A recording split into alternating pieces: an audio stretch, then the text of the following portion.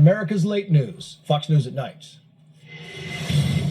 And we are now getting word that Israeli defense forces have surrounded Gaza City, but it comes as President Biden is now calling for a humanitarian pause in the fighting, and many believe that's simply a different way of saying ceasefire. And one U.S. publication says that MAGA and Christian nationalism are bigger threats to America than Hamas.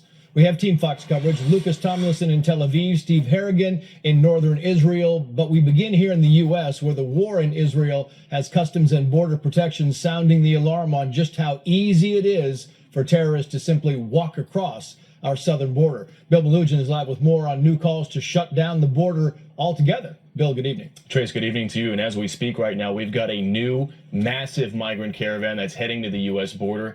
And now some county leaders in San Diego are calling for the southern border to be closed amidst terror concerns. San Diego County Supervisor Jim Desmond and several other San Diego Republicans made the call for the closed border after this leaked CBP intelligence bulletin from the San Diego office warned CBP personnel to be on the lookout for terrorists from Hamas and Hezbollah that could potentially be trying to cross our southern border.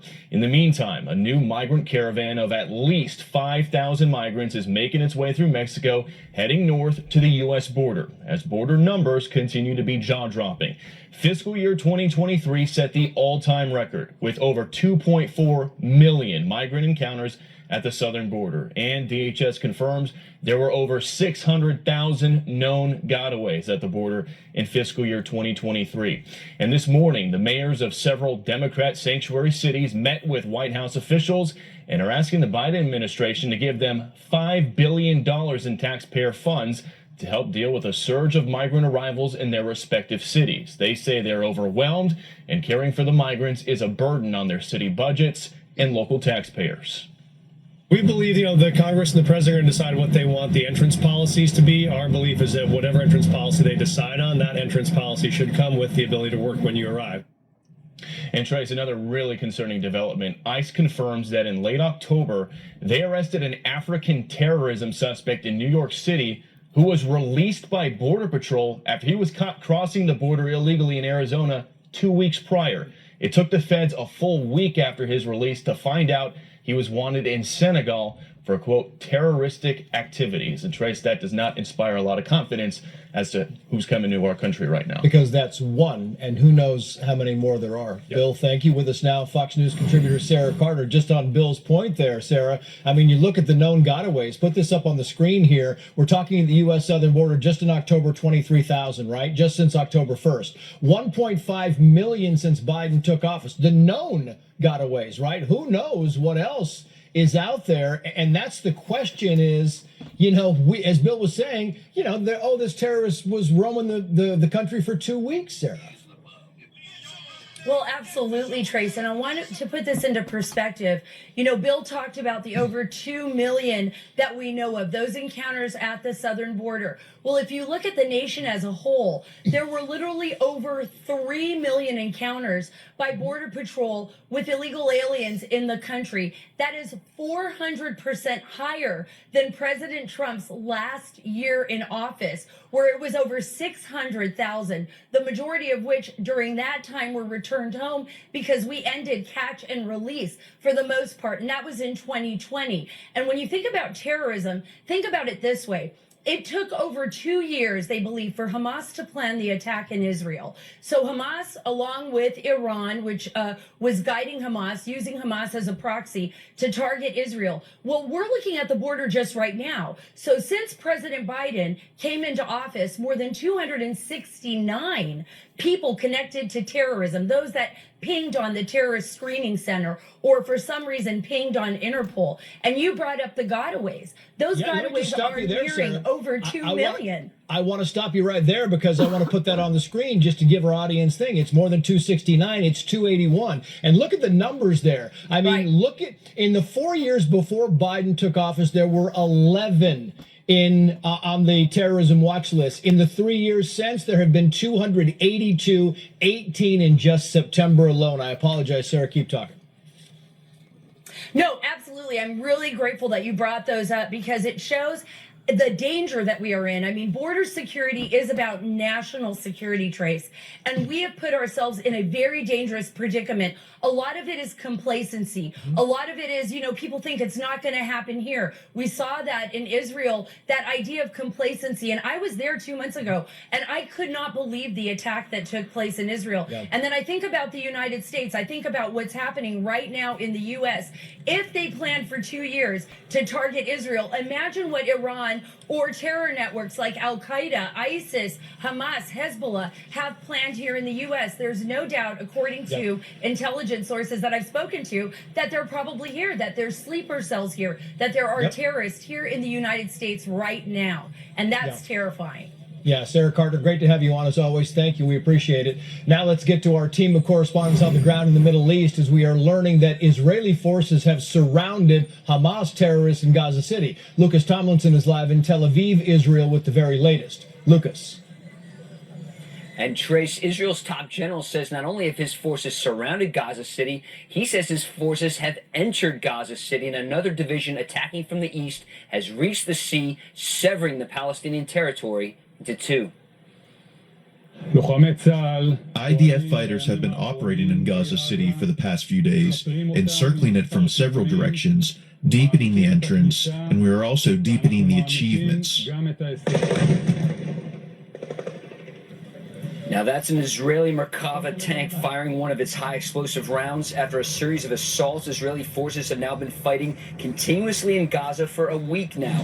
3 divisions converging from 3 different directions. Israeli soldiers are moving slowly, deliberately, we're told, clearing not only homes and buildings on the ground, but the tunnels underneath the ground as well. And punishing airstrikes continue. The Israeli Air Force says they have now destroyed 12,000 targets inside Gaza. Israeli pilots are dropping satellite-guided bombs not just on Gaza, but the West Bank, Lebanon, and Syria too. And for the first time in history, an Israeli F-35 shot down a cruise missile fired from Yemen by Iranian-backed proxy fighters. One of the reasons the Israeli Navy moved warships to the Red Sea armed with surface-to-air missiles to help protect the Jewish state's southern flank. And once again, Israel's Arrow long-range air defense system was used to shoot down a ballistic missile also fired from Yemen, Trace. Lucas Tomlinson live for us in Tel Aviv. Lucas, thank you. The Wall Street Journal reporting tonight that a Russian paramilitary group is planning to provide an air defense system to Hezbollah in Lebanon, where there are major concerns about a second front in this war. Steve Harrigan is live in northern Israel with the very latest on this. Steve, what are you hearing? Trace, more fighting today across the border. Once again, it was Hezbollah launching rockets into northern Israel. At least 16 different spots hit. The town of Kiryat Shmona hit by at least 12 rockets. No reports on casualties there. Israeli officials have warned Hezbollah again and again, if they do open up a full-scale second front in this war, retaliation will be devastating. Today, a Biden administration official said he considered a major second front by Hezbollah unlikely. We're concerned about continued attacks on Israeli forces there in the north, as are the Israelis.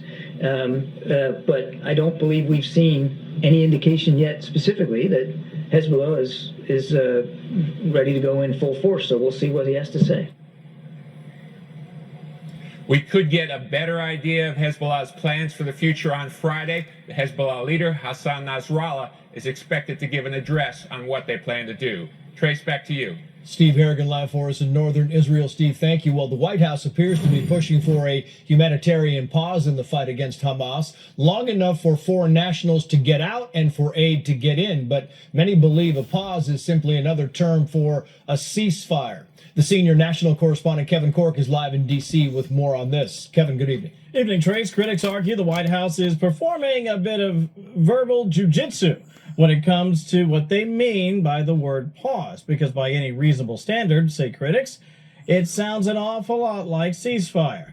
And yet here we are. On the one hand, the president says there should be a, quote, pause in the fighting in Gaza to get the hostages out. But the NSC, that's the National Security Council, says he's not talking about a ceasefire.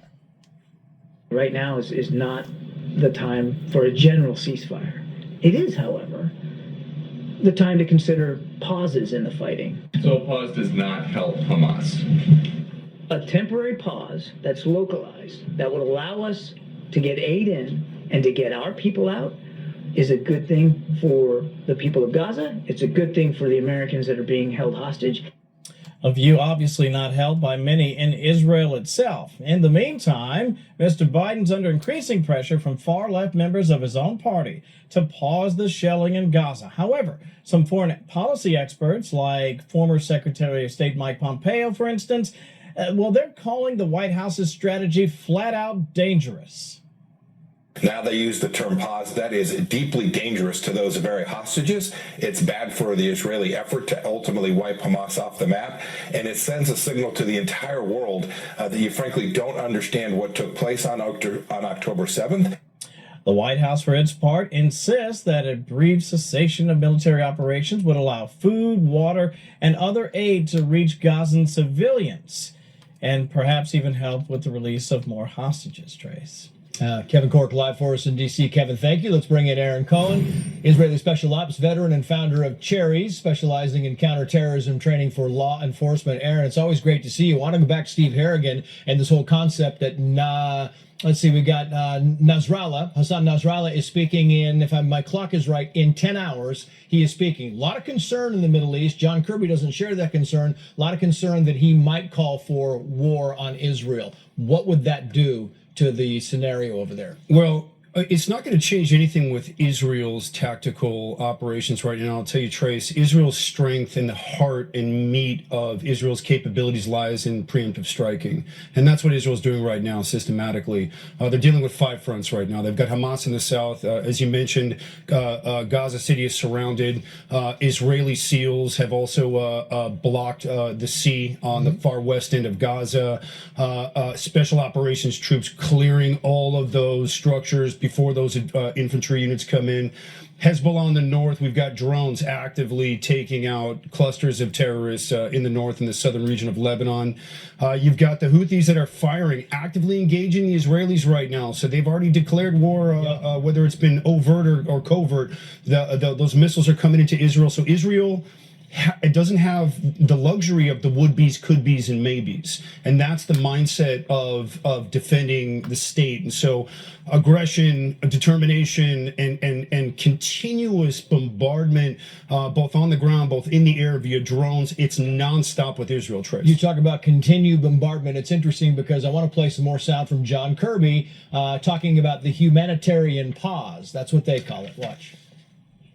Do we advocate pauses by both sides here, temporary, localized, to be able to get Americans out, to be able to get aid in? You betcha we do. That doesn't mean that we're calling for a general ceasefire. A lot of people think they are calling for a general ceasefire. When you stop firing, that's cease firing. Aaron, that's right. I think the president is playing some games right now. He's trying to play a little slip and dip with the wording right now to get a ceasefire in there. But I'll tell you this, based on my experience and what I've been hearing right now in Israel and the way that there's a combat rhythm right now that's in effect and it's not going to be broken. The only thing that's going to be broken is Hamas. The sooner Hamas is destroyed, the sooner the Palestinians will not have to deal with being stuck in Gaza, where they're not allowed to get into Jordan because King Jordan has kept the doors closed. El-Sisi has kept the back door closed in Egypt. Hezbollah wants to dust it up. Israel's got no problem. They got tons of experience in Marjoun and Taibeh and all those southern Lebanese towns. They know them better than the southern Lebanese do.